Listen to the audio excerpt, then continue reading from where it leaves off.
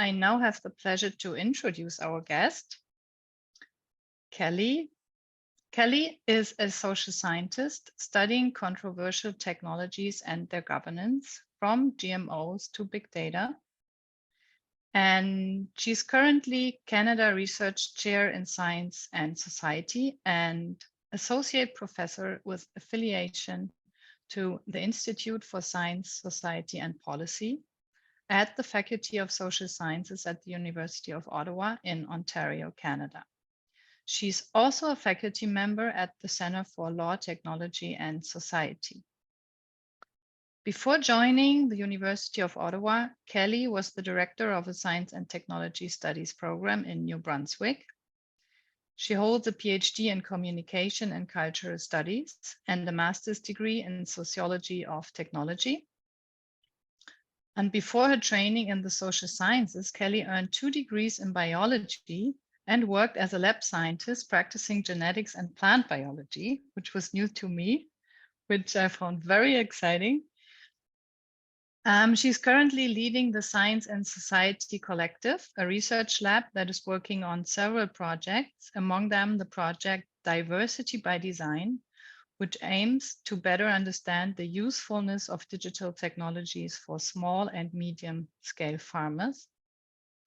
And she has published widely on her research topics in a variety of journals. Her latest book has just been published with McGill Queen's University Press, and it has the title, The Immaculate Conception of Data, Agribusiness Activists and Their Shared Politics of the Future. So if you still want to know more on that topic after our discussion, that's certainly the book to read. And with this being said, I hand over to you, Kelly.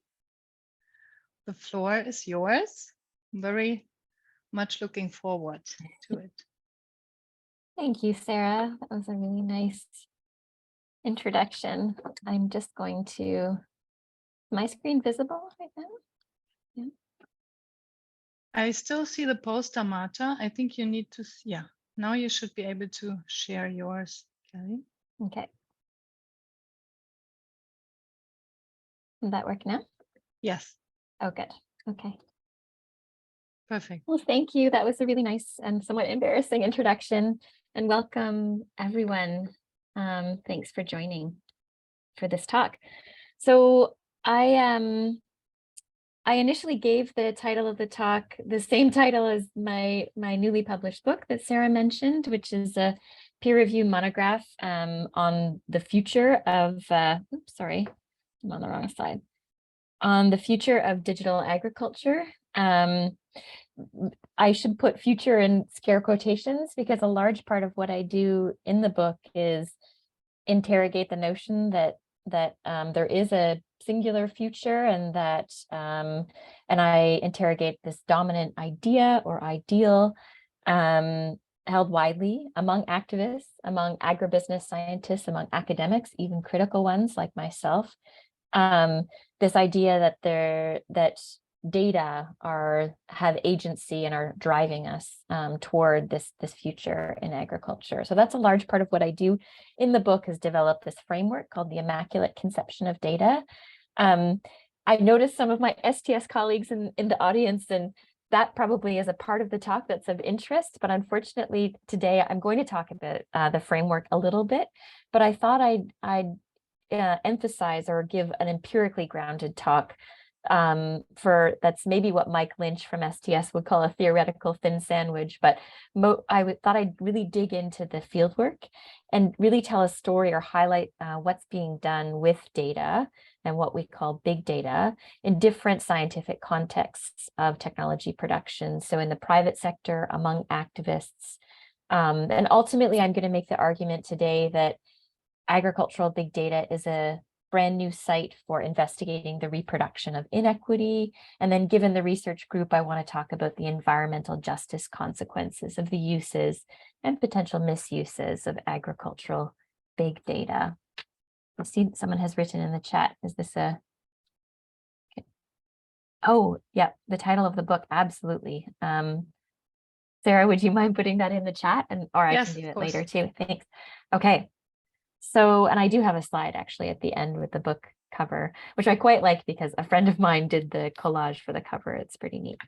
Okay. So today in my 30 minutes, I was hoping to begin with a bit of a definition around digital agriculture, although part of what I do in the book and I'm hoping to do in the talk is describe these different models potentially, or definitions for the realization of the use of digital tools in food production. But I'm going to begin with a bit of an overview for those who are brand new to even thinking about the collection of data into big data sets and the use of things like machine learning in agriculture. I then want to describe what we might call the dominant model of, or definition of digital agriculture. I then want to introduce the alternative model.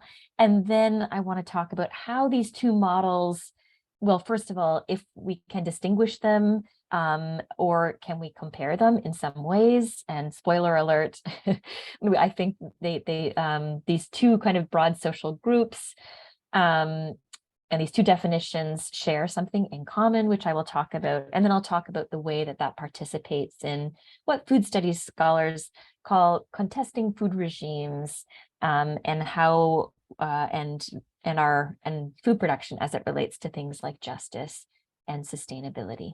Okay, so what is digital agriculture? Many of you probably know. Digital agriculture, it's also the umbrella terms that are equally used in academic work and in policy documents, are smart farming or agriculture 4.0.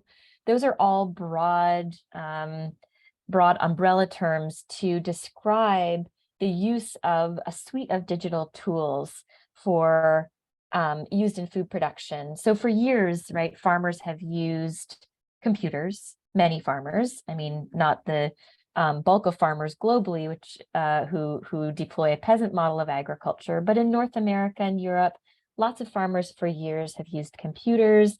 They've used satellite monitoring, specifically or notably of weather data, global positioning system technologies, or GPS. But today's digital practices are thought to be different. And on some level, I think technically they absolutely are. They involve sensors embedded right into farm machinery. And this equipment is now digital equipment, right, as opposed to mechanical. So it's governed by a central computing system, for example. And each tractor that's sold today, say by John Deere Corporation, embeds hundreds of sensors that collect data on the farm field and its conditions, on the laborer, on the machine and its running itself. And then digital agriculture is also thought to include the use of sophisticated computing tools, including machine learning or self-learning algorithms that make sense of those data sets, not just the data collected on one individual farm, but data that get aggregated across farm users by companies like the former machinery company. But one of my arguments is that I think we should increasingly see them as a big tech, big data company like John Deere. So this is a screen capture pulled from John Deere's smart farming website, and you can see some of the digital tools that are encompassed in, again, these broad umbrella conceptions of the digitally realized farm, like satellite, like drones even, or unmanned aeronautic vehicles, like smartphones, like tablets, like central infrastructures like cloud, and these sensing tractors, which is pictured in the right uppermost quadrant of this picture. Okay, so that's a bit of a, what it is. I do want to just quickly highlight a similarity here between agricultural big data and internet or personal data, because one of the things that I really tried to do with the book is connect epistemic communities, critical data studies, science and technology studies with food studies, because, there's been a lot of attention, as most internet users know, to the uses and potential misuses of personal data collected online, say by Facebook Corporation. So we know that, right, social media companies collect what scholars call digital breadcrumbs. That's from Toby Miller, but also Shoshana Zuboff calls it that. So when we do things online, right, discrete data points are collected around our internet behavior, and then those data get aggregated and used and potentially misused. And I want to just highlight that it's similar now with farming. So from the moment that a farmer opens the tractor door, the machine is collecting data on the farmer's behavior or the farm laborer's behavior, and again on the machine itself, as well as environmental or farm specific, like crop data points. Okay. We also, you've probably heard of the right to repair movement, that they've gained a lot of traction, but right, they're advocating against particular legal interpretations that are specific to these tractors being digital as opposed to mechanical tools. So right now, John Deere's precision equipment is proprietary, but also the data sets that are collected or aggregated by the company are proprietary. So farmers have to pay to access usable data, even though they help to collect it. So I just wanted to kind of, as a side shoot of this talk, highlight similarity between the critical data study space and farming, or this new kind of farming. To the extent, though, that it's new, that is a bit of a question mark. And that's, again, something that I centrally explore in the book. So I want to pivot now and talk about this revolution's abstraction as the dominant model or understanding of digital agriculture. So this is a model advanced by corporations like the tractor manufacturer John Deere, who in 2012 released this really odd, very strange text, because it was not an advertisement for technologies that existed. In fact, many of these tools still do not exist, like this kind of minority-esque, Minority Report-esque screen, right? That this farmer, who still interestingly is wearing boots and is a middle-aged white man, is using. But so it was the video that was sort of aimed to capture or answer the question, as the company put it, how will technology change the future of farming, ? And John Deere released this video on social media. So, the answer that this video poses, I think, that the company poses to this question that they ask, how will technology change the future of farming, is one that's an answer that's widely given under this dominant model for digital agriculture. It's certainly shared among powerful agribusinesses or agricultural companies like other input supply companies, for example, Bayer, Monsanto, so not just John Deere. And it's a vision that tools like digital computing tools, like the collection of big data, will catapult farmers from their muddy boots into the creative economy. So the argument, and you've probably already captured some of it, right? You'll see in a moment this farmer is going to leave the tractor to drive all by itself, and that the farmer in this central location is farming from the comfort of his living room. So the vision is that these tools will catapult farmers from their muddy boots into the creative economy, as I said. So the vision really involves centrally farming as an abstraction. So farm labor will become abstracted from the material conditions of labor, as well as, and we will see this in a bit, I will unpack this, as well as from the material impacts of agriculture, which are profound in our current system. And the other abstraction that's promised under this model of digital agriculture is that farmer decisions, so insight or intellect, will be replaced by artificial intelligence.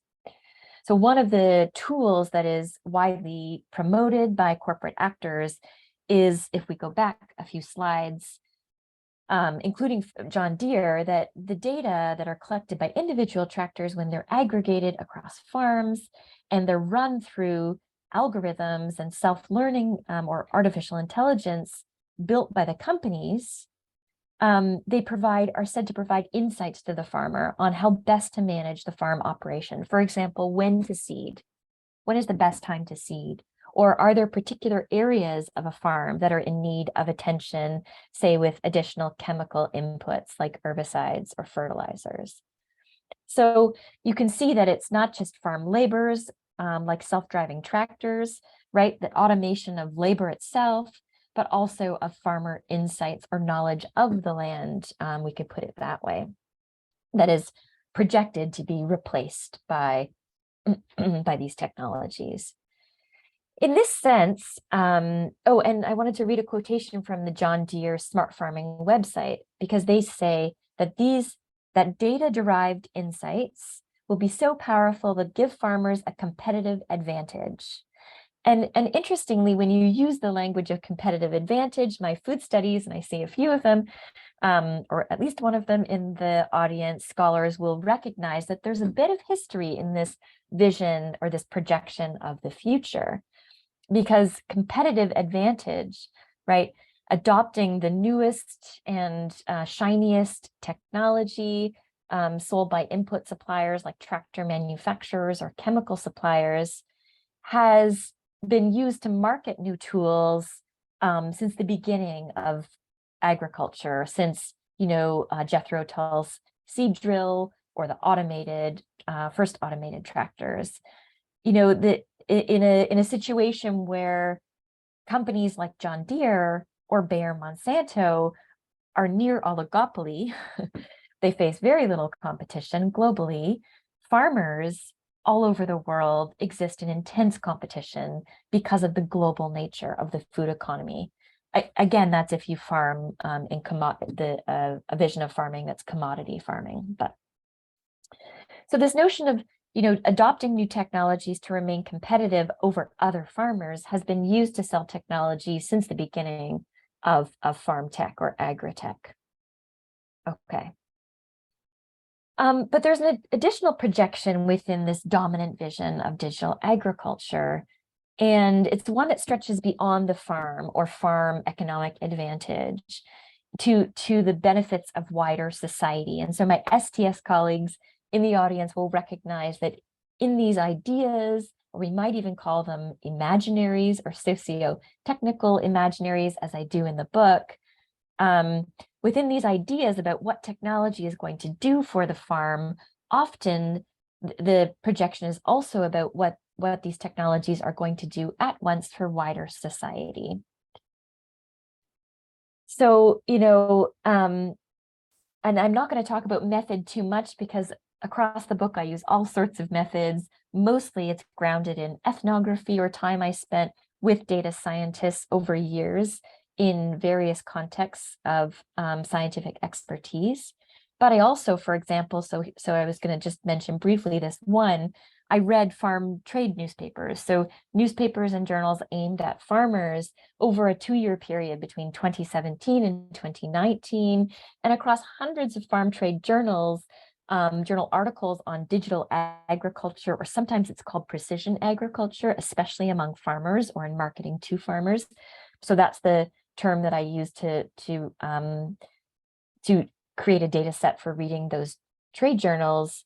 Across that 2-year scan, I did a word frequency search, so a basic find and search, and progress and profit, but also, and I think this is key for this group, sustainable or sustainability were the 3 most prominent returns on those trade journals. The articles analyzed together describe an inevitable revolution in food production practices that is projected, doesn't exist now, but it's projected to deliver power to farmers. So we've talked about the benefits to farmers that fall within this dominant model or vision, but also the articles almost always make sustainability claims at the level of the food system. So here's an example. So this was actually not from a farm trade journal, but it's from a blog post that on World Food Day in 2018, the head of Bayer Monsanto, Tobias Min at the time, made. And he said, the world's population is growing, but the amount of farmland available per head is shrinking. Agricultural productivity will have to increase if we want to safeguard our food supply. But then notice he also says, digitalization in farming can help us deploy our resources efficiently and sustainably, enabling farmers to get the best out of their fields with minimal environmental impact.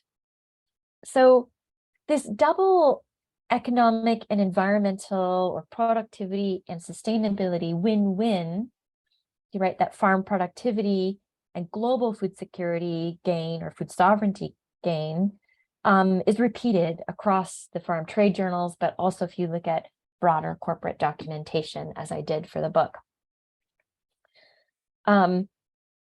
So, you know, another example comes from the United Nations. Oh, I had an example that I don't have on slide, but also by Tobias Mein in 2019, he made the claim publicly before our company, so this is Bayer Monsanto, selling meant more products for business, whereas in the future, he said the fewer products we sell, the better, because we're selling outcome-based services and information, right, in the place of inputs. Of course, this begs the question, which is really an obvious one, how the company is going to make a profit selling nothing, and we'll get to that in a little bit. Part of it has to do with the data farm data as an asset in and of themselves. But we can read this sustainability story as one large Canadian agribusiness public relations officer told me in an interview over coffee. He said, "My job is to tell the sustainability story." And we can really see that this is a sustainability story that's pretty coherent and across many different company documents and across different forms of text. So this is another example on slide now. The United Nations Food and Agriculture Organization, right, a supranational policy organization, has written that internet computer technologies in agriculture will bridge the rural divide, right, rural-urban divide, support smallholder family farmers, fishers, pastoralists, forest dwellers, increase the productivity and profitability, improve consumption of nutritious food, empower youth, women to access information technology and markets, and ensure that agricultural practices are environmentally sustainable for future generations. Obviously, a nod in that very last clause to the sustainable development interpretation of sustainability. Okay. So one more thing I would say is that this optimism around the wider societal benefits of digital agriculture is also shared among academics.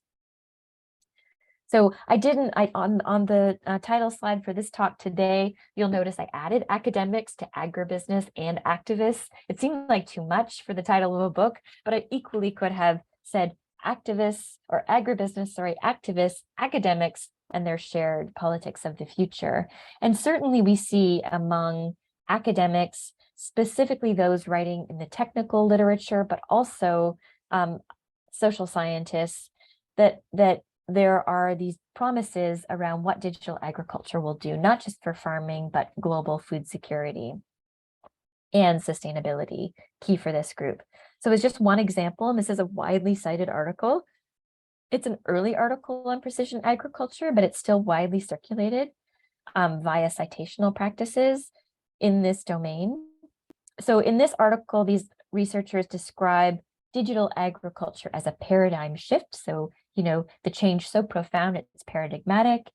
And they say that just kind of like that Tobias Mein quotation, right, that digital tools are going to substitute environmental information for, environmental knowledge, it should have been, an information for physical inputs.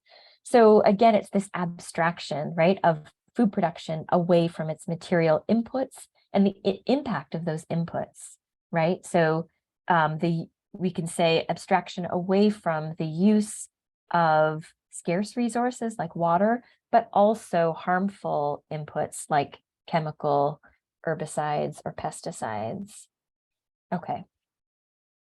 The sustainability story I wanted to say just quickly clearly responds to at least one decade of serious questioning over the industrial agricultural approach to food production, right? Which are at once critiques of the powerful interests that are wrapped up in that approach, right? The powerful position of agribusinesses like Bayer Monsanto and equipment manufacturers like John Deere. So just one example is the International Panel of Experts on a Sustainable Food System, so the IPES report, and there have been very many reports, but the one in 2016 really made a splash, and it really came out in large critique of chemicals as representing a threat to not just ecological sustainability, but also social justice and well-being. And so these critiques, which have been leveraged in these high-level UN reports, and also, of course, by activism, even including the global activist organizations like Via Campesina, are at once, I wanted to point out, critiques of the environmental and social consequences of industrial agriculture, but also the powerful interests, associated with that approach. And so one way for those powerful actors, those very same powerful actors, to evade critique is to indicate that farming is increasingly, or will be in the future, abstracted away from harmful inputs and the material consequences of food production using chemicals, for example. Okay. Oh, sorry, I should have changed that slide earlier. So again, the sustainability story, again, as one stakeholder relations person for a very powerful agribusiness or transnational corporation put it, the sustainability story, it clearly responds to, I would say, at least, 1 or 2 decades of critique against industrial agriculture, but also the power relations associated with that model of food production. I also spent a lot of time in preparation of the book in the ethnographic research, not just with data scientists and people in the private sector working on this sort of technological side, but also among farmers. And one thing I found is that the sustainability story, the productivity and sustainability messaging really appears to circulate effectively. So many farmers, especially the ones who are adopting these digital tools like the ones pictured on that John Deere screen capture, are heavily interpolated into this messaging. So the messaging appears to circulate from the trade journals and from the corporate websites onto the farm.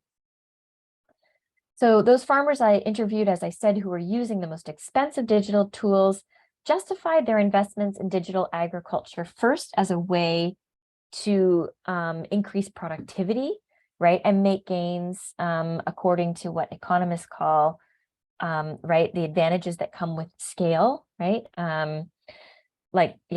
So as example, this one farmer, whom I'll call Bill, and that's a pseudonym, a large-scale commodity farmer from Midwestern Canada. So large scale in Midwestern Canada is thousands of acres. He said, it's a no-brainer to adopt these tools like auto steer, and other kinds of sensing-based tools, or the use of geo positioning system technologies. Because if you're farming thousands of acres, and if you overlap by just a couple of feet, he said, well, that's significant, over those thousands of acres. And it saves me time and it saves me money. But he also went in to talk about how, that's important, not just because input costs have risen, so the cost of chemicals or fuel, for example, but also Bill told me he has a responsibility. He has a kind of stewardship or environmental responsibility, and these tools are going to allow him, he said, to get the right amount of chemicals in the right place at the right time. Several farmers said to me that they were investing in these tools because of the cost of not investing. So a really soft-spoken farm manager, Joanne, who manages a mid-sized operation in Western Canada and asked me not to give her a pseudonym, said to me, no doubt that smart farms will come, she said, because other people are adopting. And if other people adopt, then I have to adopt, and otherwise we'll be left behind in this race. So, you can see farmers are worried about being left out of the competitive advantage that's being promised via these tools, and they're adopting so that they can compete with with other farmers in this system, again, of high competition, at least among farmers, not maybe among the agribusinesses. Okay, but what's the alternative, we might call it, model for the realization of digital agriculture, or the vision of I want to introduce you to that now. And then some of the actors I want to tell you about who are coalescing around this vision. So if the dominant vision for the future of agriculture under digital tools, or the data-driven future of agriculture, is characterized by a conspicuous absence of the farmer, right? So the farmer whose hands-on labor has been replaced by automation and by insight, by intelligent machines, right, and robotics. There's another vision, one where farmers drive digital innovation in local contexts of production as part of an alternative agriculture qua community building social movement. So Calvin, a self-described technophile, that's how he described himself to me, helped to start what's called the Gathering for Open Agricultural Technologies, or GOAT, which he describes as a community-born, community-building activity that includes various different people involved with a group called Farm Hack that actually builds tools and has a wiki site for how to develop your own farm machinery or tools, right? And including digital tools, sorry. And he said there are various other open source agriculture related products like Farm OS. Farm OS is like the tools developed by John Deere or Bayer Monsanto that collect data across, more than one farm, collect those data into what we might call a big data set, and then mine those data for insights, delivering those insights in a platform. Farm OS is this kind of tool. So it's a platform, what we might call a decision support platform. But in this case, it's written or modified by volunteers who are really a loosely organized and pretty transient group of people engaged at various levels, from state to public institutions or universities, right? Even private sector. The exact tentacles of Farm OS are a bit hard to isolate because people come and go, but it's organized all openly or transparently on the platform GitHub. That's how it's built. And there are even less farmers who code, in my experience, or those Farm OS volunteers I connected with, but certainly in close association with the farmers. In fact, Dorn Cox, who's a kind of leader for Farm OS, said this was his vision for Farm OS. We're able to have a democratized access to environmental data so that anybody has access to high quality, high resolution data at very low cost, and they have high participation. So farmers are really involved in driving the development of this platform, even if they're not coding directly, although some of them do.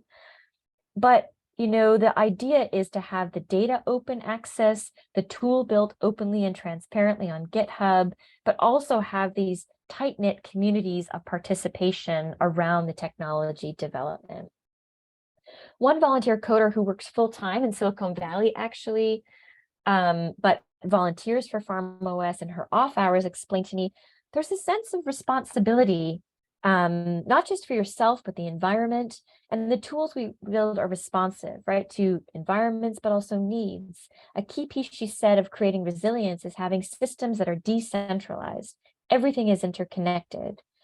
So, right, she said, we're working closely with farmers in these local contexts of technology building, because that's the route to not just democratic tool building, but also community building and sustainability. She said everything is interconnected.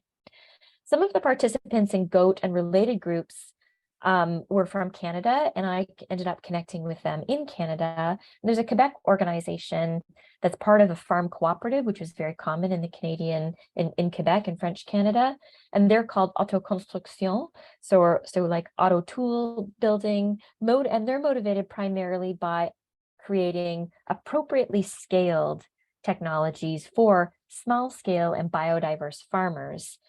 So most of the Farm OS volunteers are targeting that kind of farming. So that alternative model of agriculture, biodiverse, small scale, in many cases directly accessing farm markets.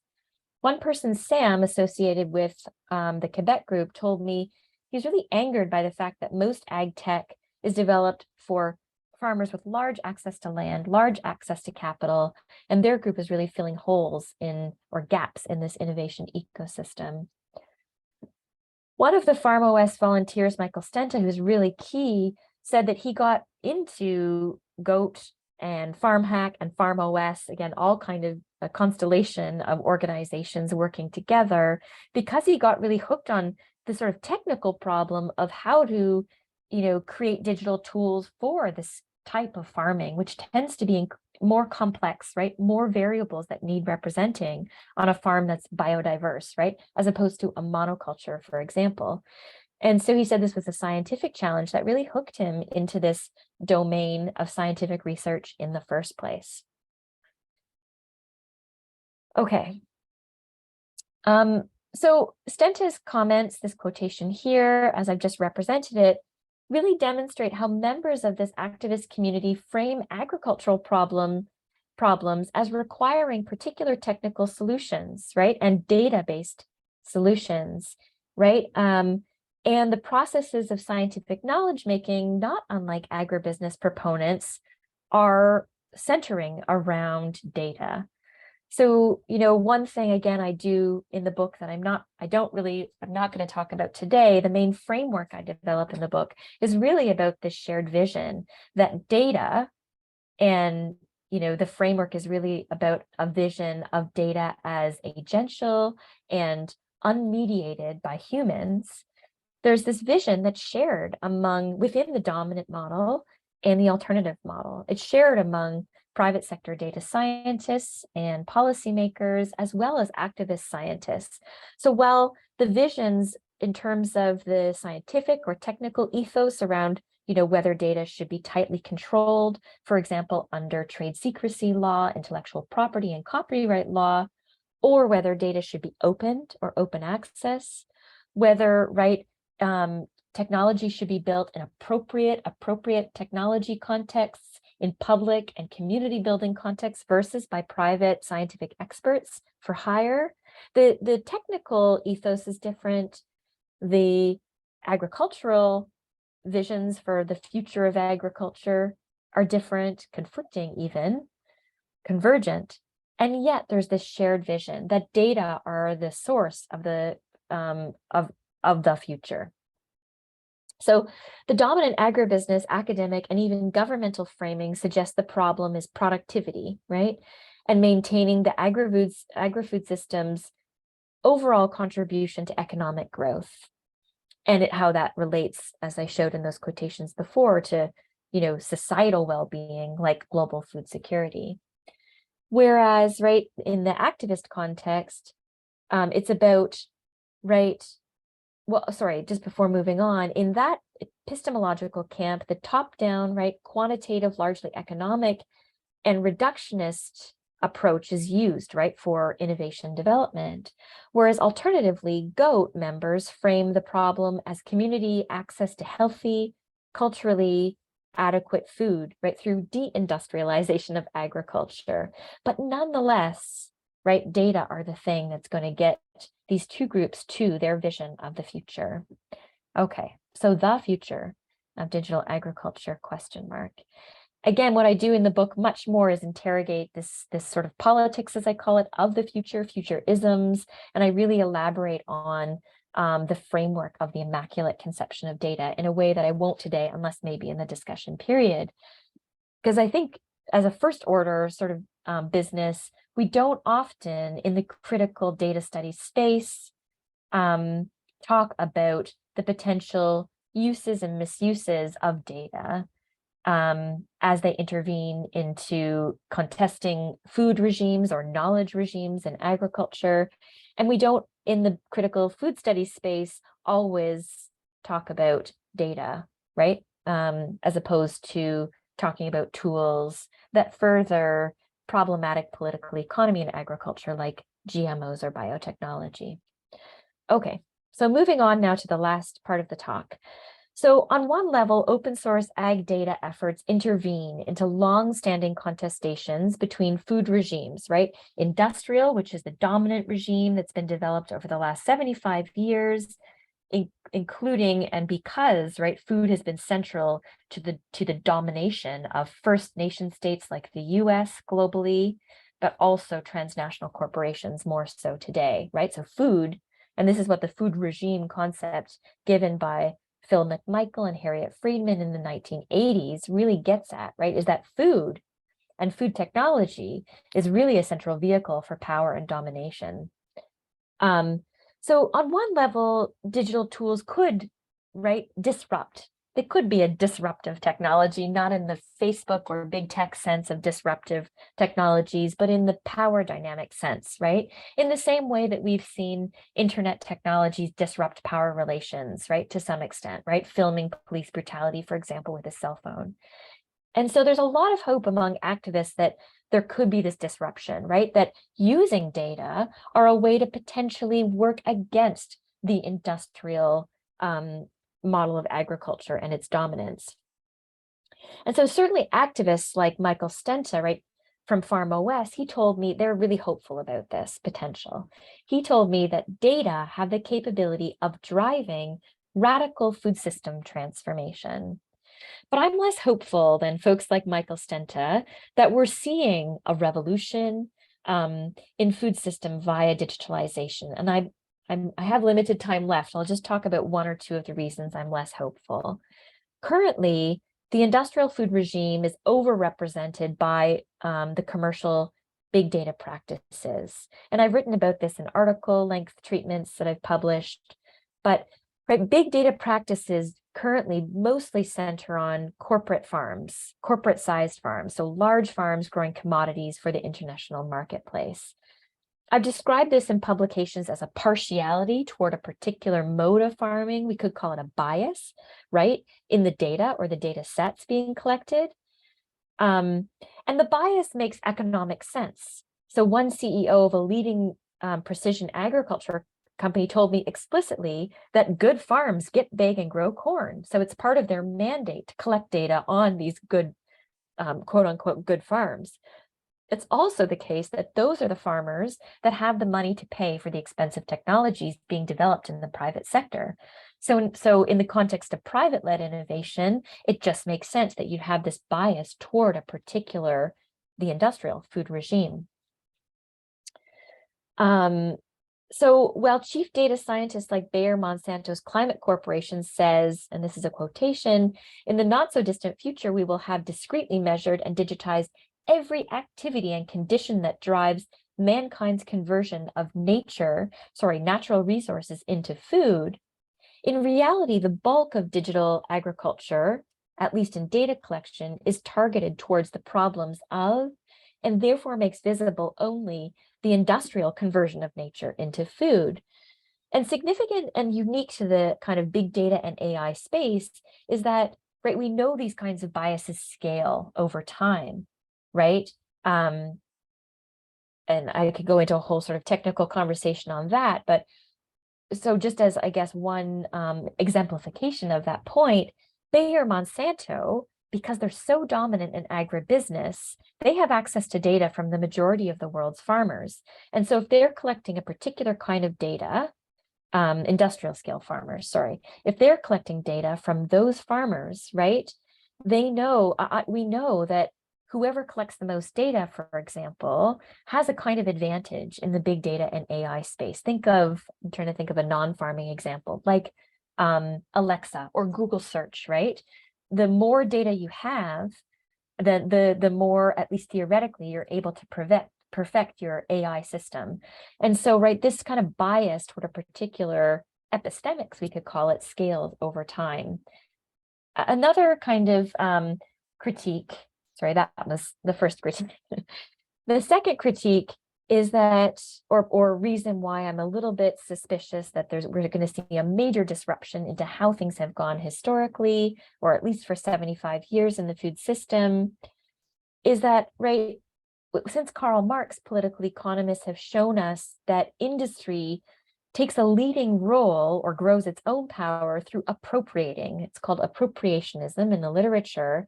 Human laborers, right, or biological processes on the farm through technologies and technological displacement. And it doesn't seem as if digital tools are going to disrupt this pattern, right? So one of the data sets I engage with in the book is reading shareholder documents and financial reporting from agribusinesses. And I know from this reporting that data-driven insights, as well as the data sets themselves, are both sources of revenue for the corporations. So just like with social media, right, the data are sold as a source of revenue for those companies collecting them. And then we can move forward and ask, okay, well, for whom are those data going to be valuable, right? Who would buy those data sets, for example? And it's a bit of speculation. So right now, right, as a critical social scientist, I couldn't access the data sets that are held by private companies. I don't have access to those to ask about things like data partiality and bias. I don't have access to the behind the scenes of the algorithms. I couldn't get that. So they're kind of what the legal data scholar Frank Pascal calls a pernicious black box, right? All the workings and the data are obfuscated from the view of us, and so we can't really question. But we can look at historic practices of agribusinesses or other actors in the food system to guess how these data might be valuable. And here's just one inference. You know, companies supplying farmers with seeds and chemicals have for years used price discrimination, selectively setting higher prices for inputs within those demographics or regions which are thought to depend on them in a particular time or moment. And we can just imagine that a big data-driven, right, or informed insight is just going to give a more precise kind of vantage for this kind of price discrimination or even price setting. Okay, I think I've run out of time. So I'm just going to conclude now. I think rather than a radical departure, novel agricultural innovations as they map onto these contesting food regimes are likely to go the same way as other so-called revolutions, right? The Green Revolution in the mid-20th century and the biotechnology revolution in the early aughts. With corporations now controlling, right, the bulk of agricultural big data sets and leading the realization of their vision of agriculture 4.0, it's likely that historic patterns of injustice as they relate to implications for environment, human and non-human impacts are likely to be continued. The historic application of technology to food production, as probably most people in this audience know, has led to efficiencies, right, has contributed to the increase in yields in particular commodities like soy, feedstock corn, right? But it has also led to reduced soil function, soil and groundwater contamination from pesticides and herbicides, massive biodiversity loss, right? Industrialized farms in Canada, at least, but I think this is true globally, contribute almost 1/3 of our greenhouse gas emissions if you count, the food system, if you count not just food production, but food transport. So the high cost of the industrial food regime, right, is not something, it's consequential, and it's something to think about in relation to novel technologies. But I would end by saying that our futures are not yet written. Indeed, right, unlike actually biotechnology, which was commercialized at a time and in a way such that the sort of broader, in STS language, socio-technical system that was built up around GMOs was pretty solid kind of right out of the gate. It's not the same with digital tools, which, and this is puzzling industry and many agricultural economists, have not received widespread or even adoption. And so while futurisms abound, they come at us from industry, government, critical academia. I guess the overall arching point I want to make is it's important and maybe radical for us to think about the history in the present and in the projections of the future, but also to think about contestation, right? In a way that I think we would stand to, right, think about how current problems and the dominant solutions that are being offered from a variety of ideological positions might prevent us from seeing tools that are already at our disposal to help solve some of the challenges. So sure, a new sensor might help us concentrate soil carbon and mitigate climate change, but caring for the land, right? Care as an ethics, right? Caring for the land through tools like intercropping or locally adapted cropping strategies, as just two minor examples, are known strategies for sustainability.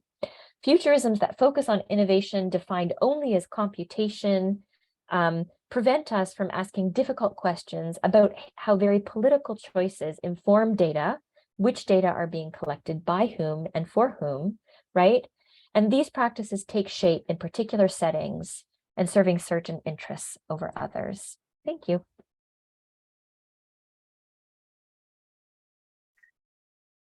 Thank you so much, Kelly, for this very interesting input. I think you gave us a lot of food for thought, and you raised so many interesting points empirically, but also conceptually. And I think you have perfectly illustrated why this is such an important topic for social science research.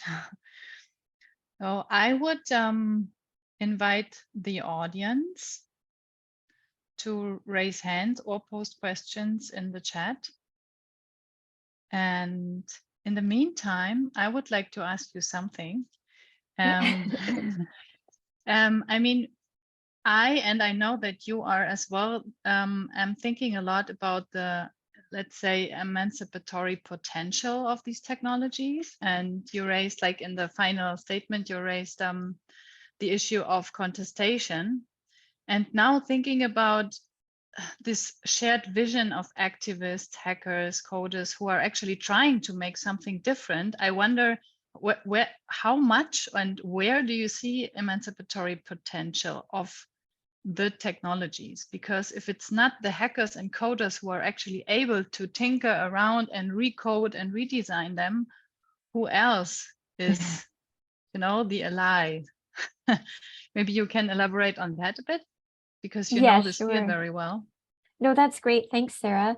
That's really helpful because it allows me to not backpedal exactly, but to make really clear that it's not that I'm sort of taking a stance against or making a normative point against the tinkering and the hacking and the amazing work that folks at GOAT and PharmOS and Autoconstruction and are doing to try and disrupt, right, using the tools, right, or the weapons of the powerful. Because we've seen that, you know, with kind of social media or ICTs, we've seen some of that potential. But the critique in the book, and I guess today is less a critique, I suppose, than just like a word of caution that, you know, let's be careful at getting sort of too captured by, right, the tech as the only route to social justice and sustainability in the food system. And you know what I do in the book, as you know, and I didn't elaborate on today, is I really interrogate this you know, not the tool itself, but this broad way of imagining and talking about the tool, including among activists, as agential, right, as the answer.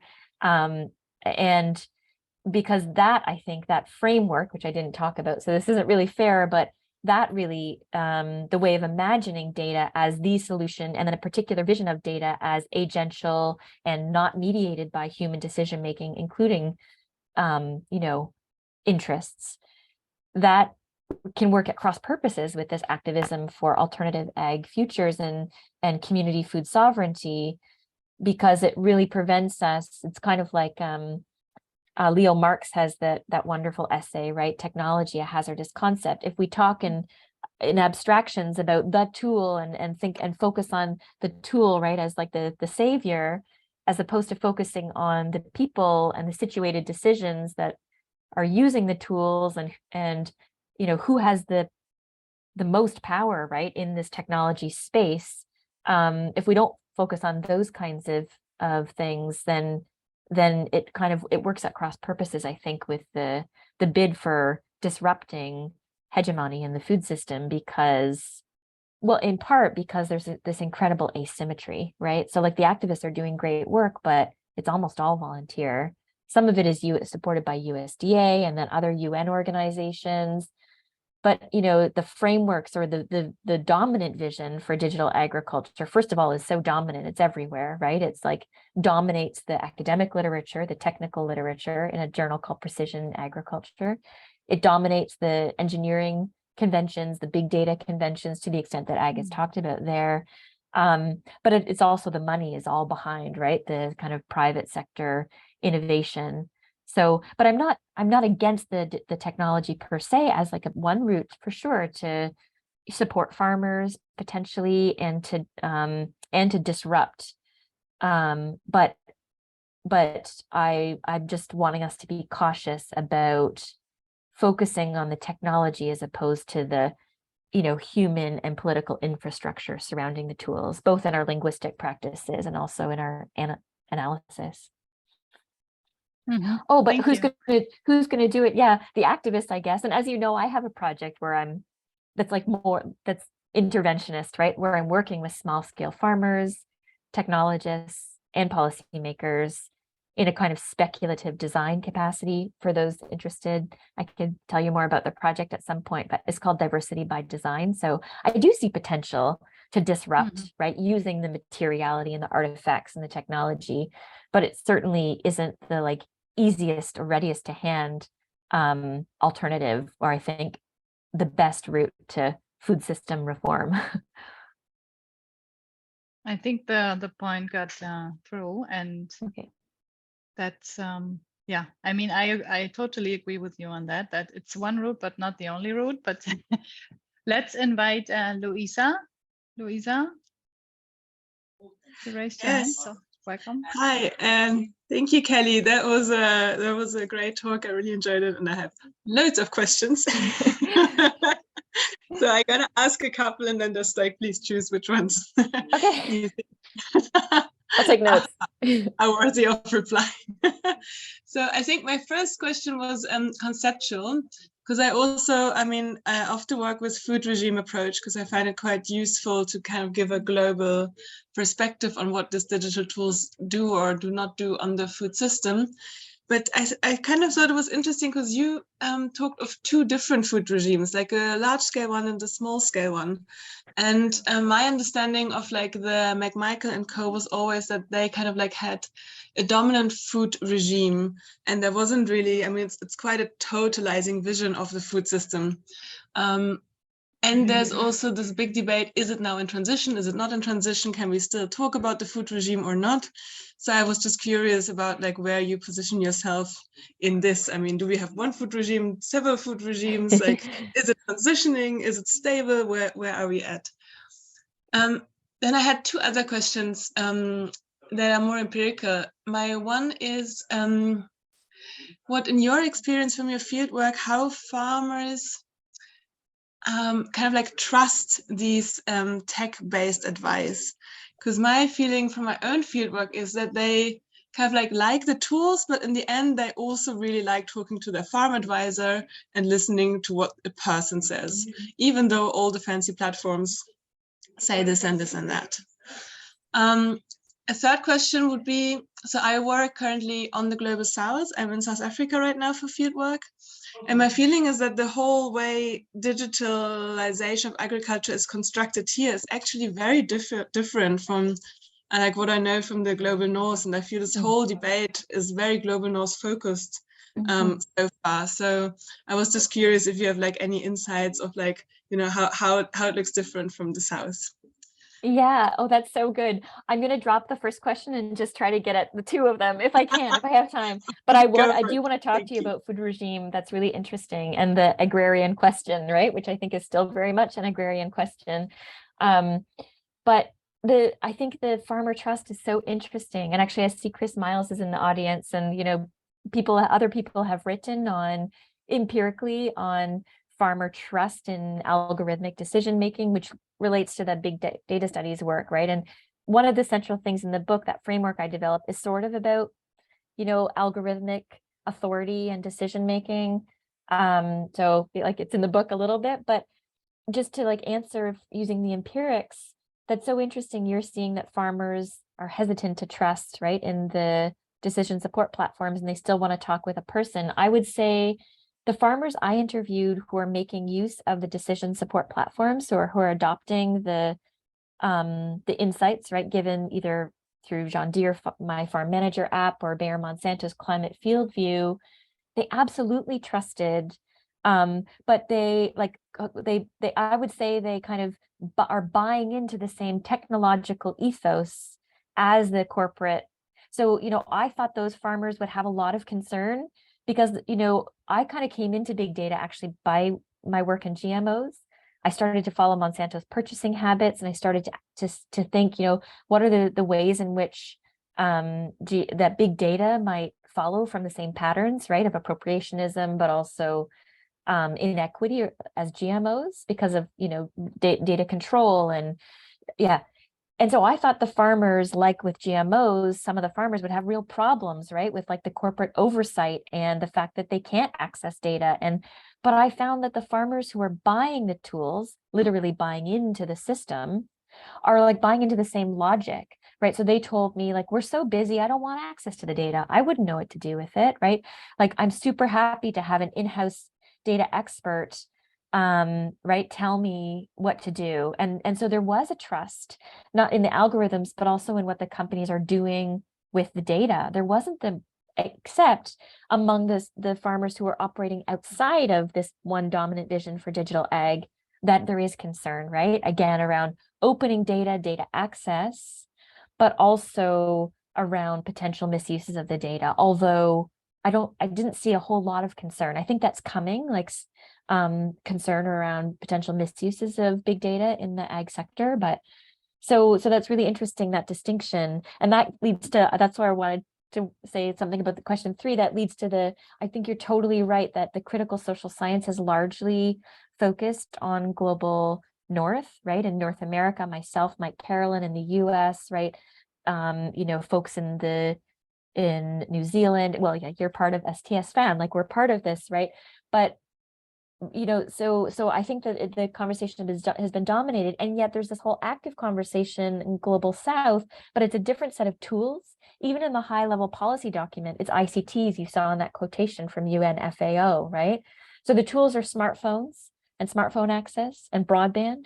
And the tools in the global North are the really expensive, like variable rate and precision agriculture, and a different set of concerns like biopiracy and digital or data colonialism versus, and I think actually one thing that we really need to do as scholars is bring these conversations together. So more to come on that.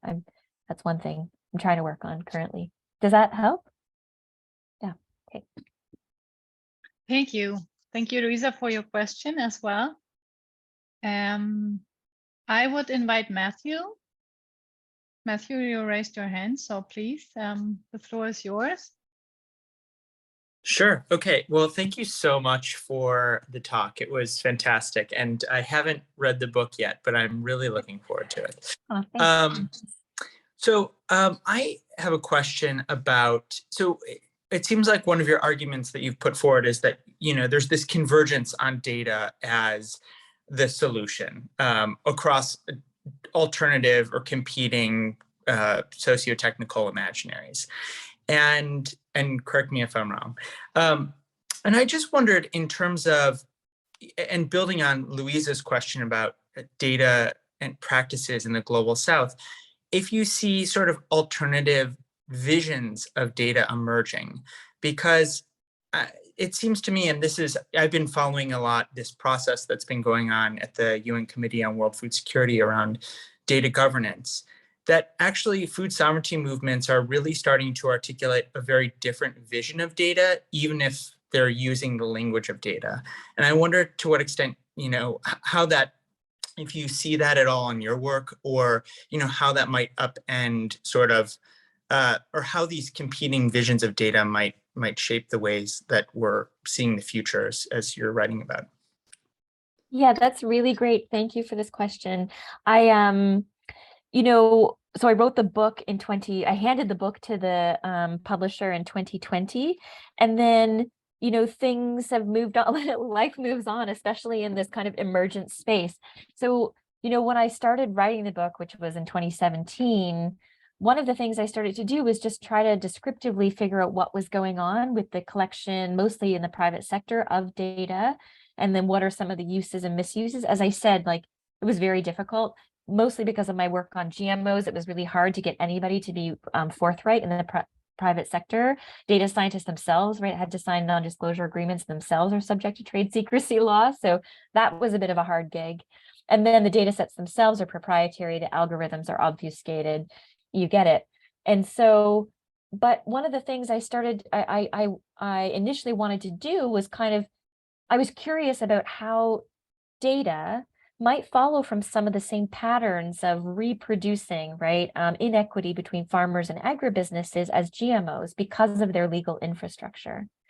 And I thought, like with GMOs, where it engaged all sorts of farmers who were like, critical of GMOs, I thought I would find the same thing with big data. And so actually the book started out as just, okay, let's describe what's being done with data. And then it became a kind of meta interrogation of where is all the criticism around data, what counts as data, but also like, how data further patterns of inequity, for example, environmental injustice in the food system.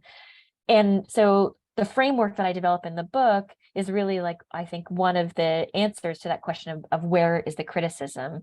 And so, yeah, that's a bit of another story, but all this to say, like, so at the time that I wrote the book, I didn't see that criticism, right? I didn't really see the activism. There was like one critical report by ETC Group, the technology watchdog organization.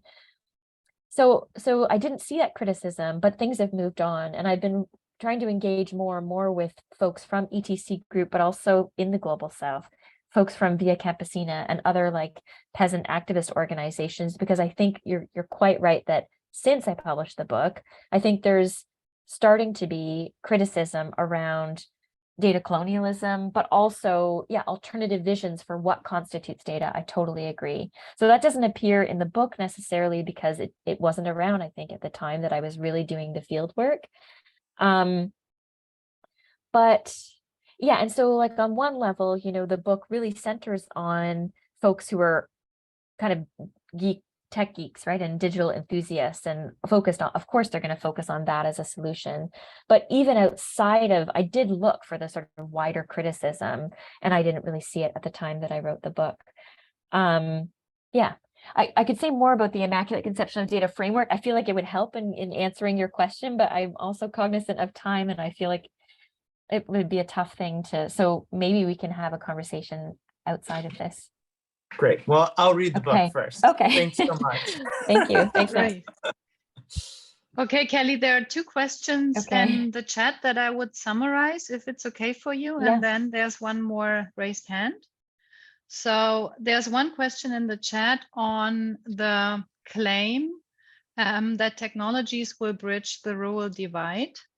And that includes small farmers and peasants into modernized, high value, high productivity, etc. agriculture, the claim by Agribusiness, PR, and so on.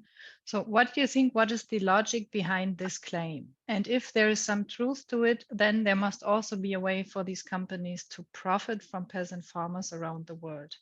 How, if at all, would they be able to profit? That's the first part. It's a huge question. That's a great question. Yeah, I think the person is referencing that quote from the UN, where it was basically, I mean, it's almost laughable, like data are going to do everything, fix every single problem in the food system. And of course, one of those problems is the rural-urban divide. So, I kind of think that the logic behind this claim, I think that's the person's question, follows on historic logics, right? In the food system, we might call it productivism, right? This logic that farmers have to grow big or get out, right? That there is a kind of, that one needs to kind of modernize and adopt, high technologies, grow more, right? And so that's the productivist logic is there. I think there's also a logic that relates to like early internet and kind of some of the promissory logic around the early internet. Everyone was going to be enabled, right, to engage with the creative economy via ICTs. And of course, that hasn't come to pass for, in some cases, really basic issues that like, in Canada, for example, rural broadband is a real problem. In the book, though, I interrogate that as itself a problem, because then, the government of Canada, for example, has just thrown millions and millions of dollars at broadband infrastructure development, which is largely going to go to benefit the private sector as well as rural residents. But again, it comes back to, Sarah, your basic or fundamental question, right? Why the technology, or is it the technology at the expense of, right? Is that what we need to invest in broadband infrastructure? Maybe. So I think that's part of the logic, is like some of the promissory logic around the internet as an emancipatory device in general, which is a bit specious because we can't all be urbanized, right? And we can't all be creative economy. We can't all work for the creative economy. We still have to grow food. Farmers feed cities. And so, but yeah, so I think those are two of the logics: productivism, and then some of the sort of broader promissory rhetoric around internet emancipation. And I sort of deal with that history a bit in chapter 4 of the book. But then there was a second question. Oh, how are the companies going to, like, if the vision is that all peasant farmers are going to digitize, where's the money? That's a great question. I mean, it's kind of like the Green Revolution, right? And then folks like Vandana Shiva have work, the violence of the Green Revolution. Part of the violence is selling these technology programs that are, of course, monetized. Currently in North America, or the way the private sector commercial tools work, is that the farmers have to pay for the insights, which is actually a distinction from the social media space, right? Where platform engagement is free. Free, but, farmers actually have to pay for the insights. The data sets collected as well are sources of revenue for the companies. So if the private sector envisions that this is going to happen in the global south, I think there's a real potential for violence there, following from technologies like hybrid seeds and GMOs, like the Green Revolution and the biotech revolution, right? We know that Indian farmer debt, right? We know the horrors that has led to because of investment in seed technologies. So it becomes a kind of development device that leads to, right, indenturement and debt. And but I think that's possible if farmers are going to buy into these systems. But farmers in North America haven't yet, so I'm not widely hopeful that this is going to receive widespread adoption around the world. But I think the distinction is where's the money to be found.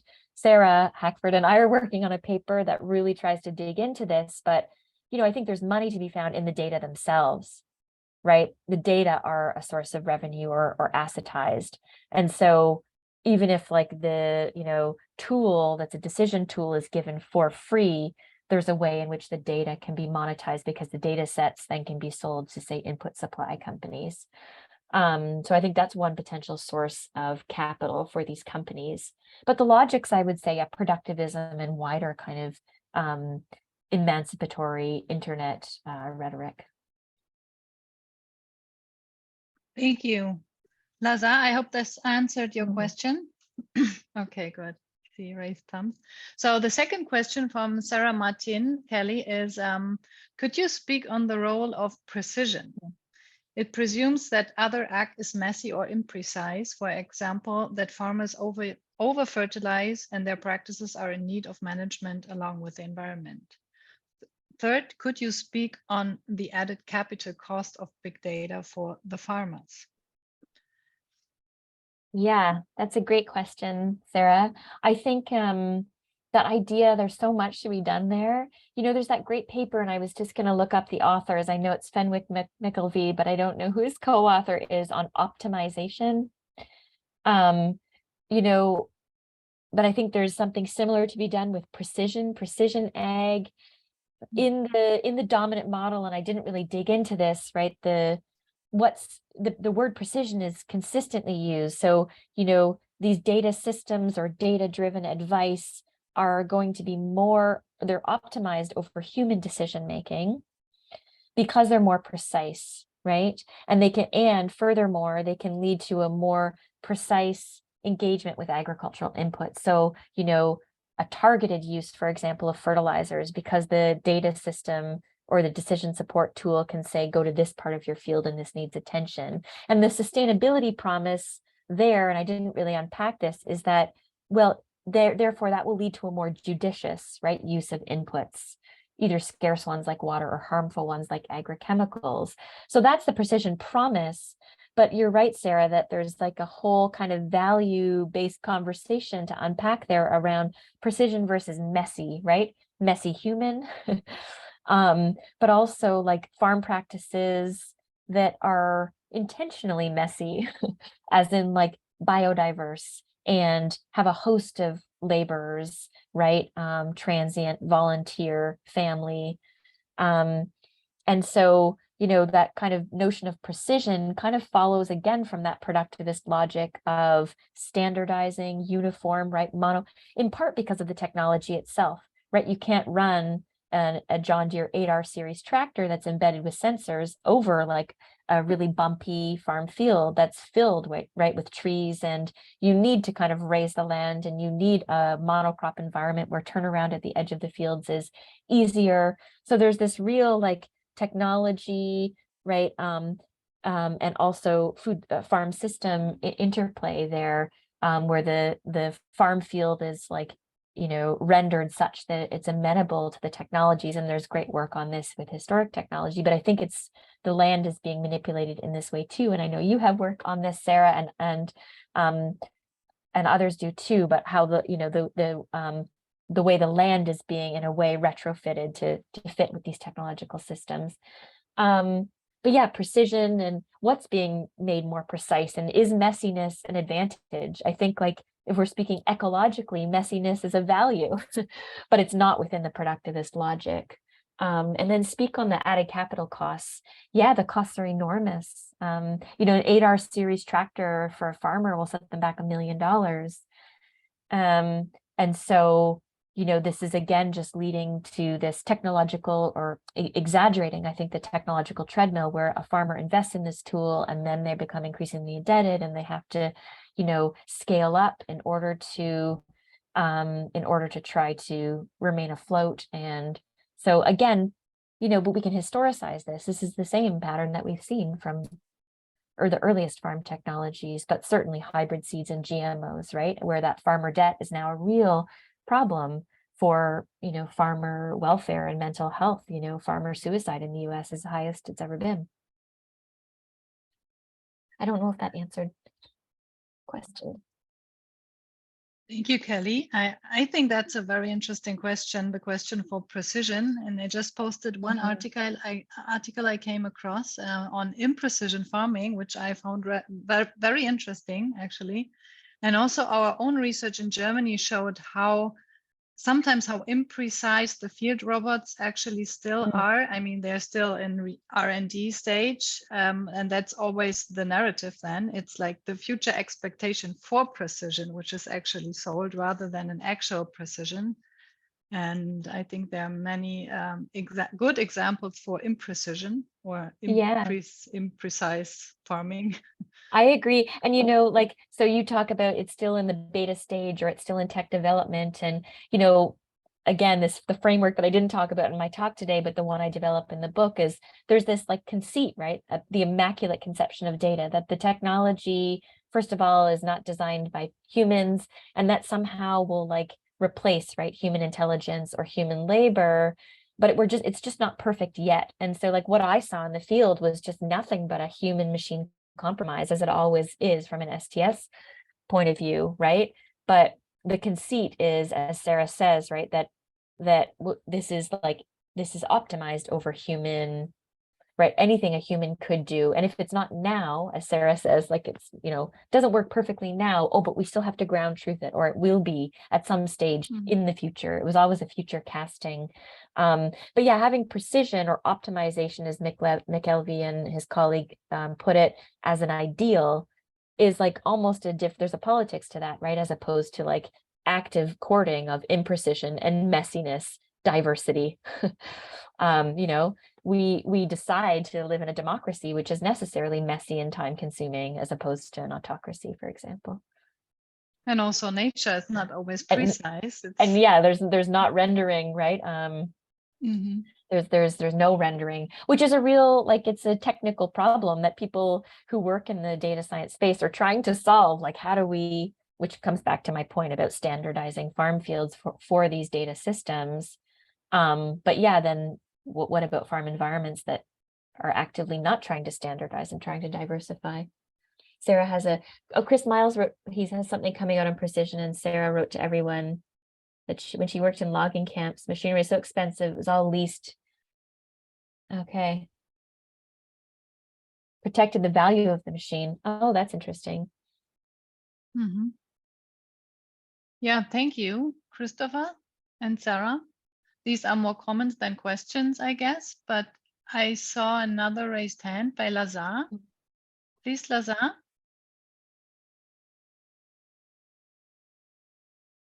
Oh, you need to. Sorry, I was muted there for a second. Hi, thanks for this talk. It was really fascinating. And I already threw in a question, you answered it, but since no other hands raised, I'm going to venture out for another one.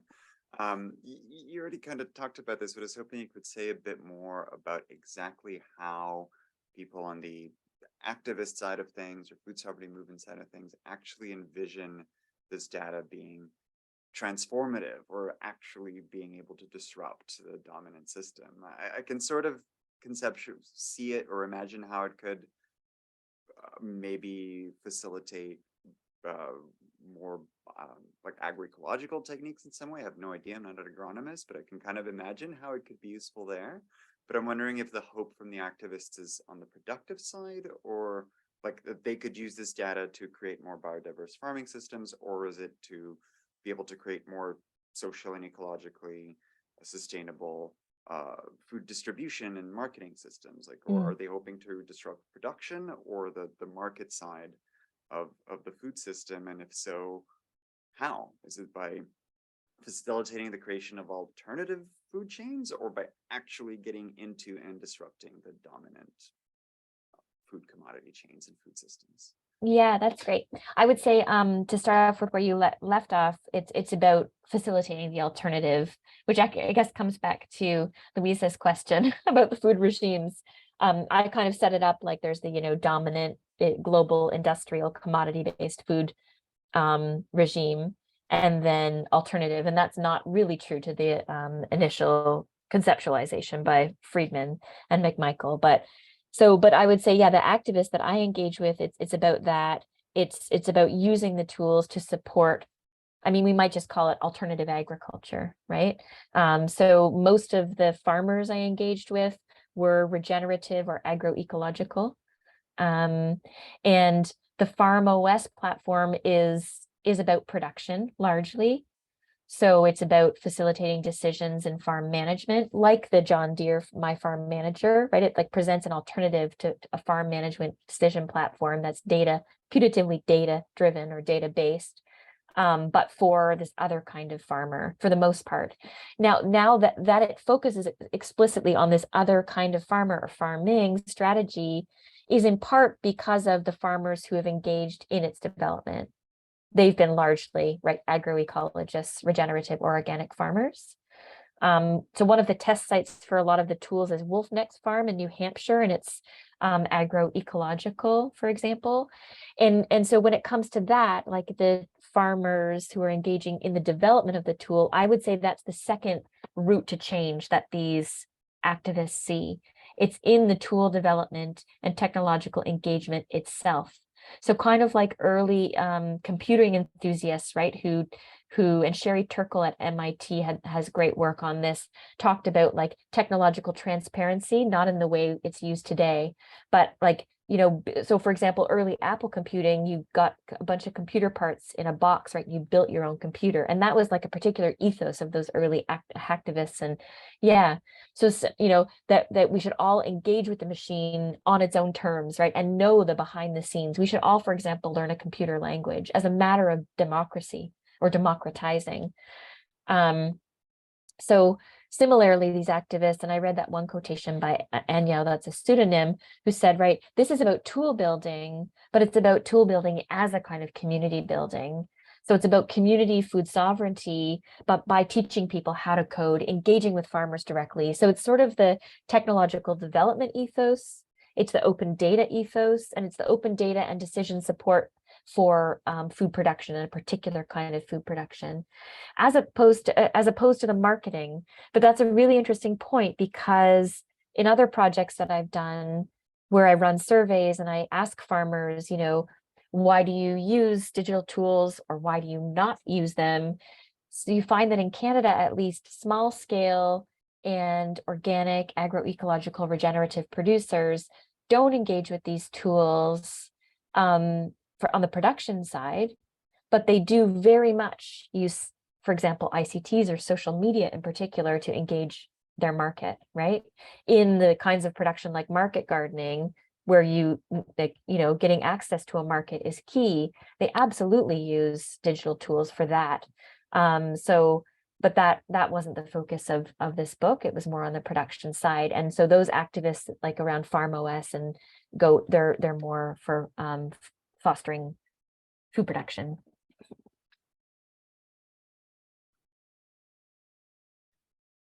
Thank you. So I don't see any more raised hands in the chat and no question in the chat. So I would ask you final question, Kelly, and then give you some more minutes to conclude maybe or make a final statement. And my question actually would be, that was the first question that came to my mind when I read your book. Why did you actually pick a religious metaphor to name this imaginary that you identify? Maybe you could say a few words. Say a bit about it.